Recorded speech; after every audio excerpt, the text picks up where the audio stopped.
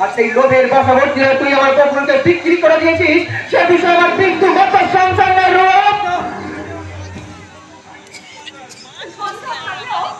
এই লোকটাকে না আছে দেশে ঠেকি রেডি আছে, সেই প্রমাণ আর সাক্ষী দেবেন কাকা বাবু।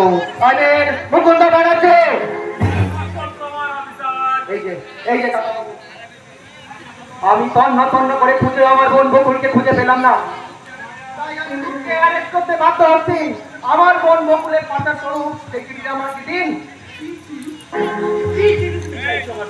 সেদিন যে আপনি বললেন সেই আগন্তুকের চিঠি, সেদিন যে আপনি বললেন রূপকে ওই দুষ্কৃতীদের হাতে। কি চালবাজ!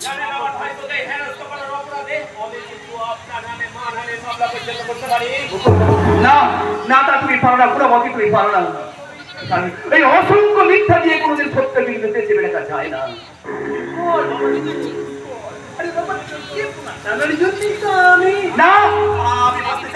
এইভাবে চিলচিল করে এই বাড়িতে মনে যাচ্ছে ওই কিন্তু বৃত্তি পড়োয়া নিয়ে কিন্তু ওই জেলখানা আমার কাছে অনেক ভালো, আমার কাছে অনেক ভালো। তাই বলছি দিগন্ত, তুই আমাকে অ্যারেস্ট কর।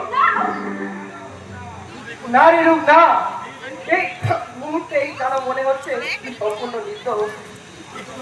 আর বোধহয় আমার বোন বকুলকে খুঁজে পাওয়া হবে না রে। আমার কথা বলিস না, কিন্তু আমি বুঝবই যেখান থেকে পারি, যেমন করে পারি আমার রূপকে আমি, আমার বকুলকে আমি ঠিক খুঁজে বার করবই রূপ, ঠিক খুঁজে বার করবই, খুঁজে আমি বার করবই।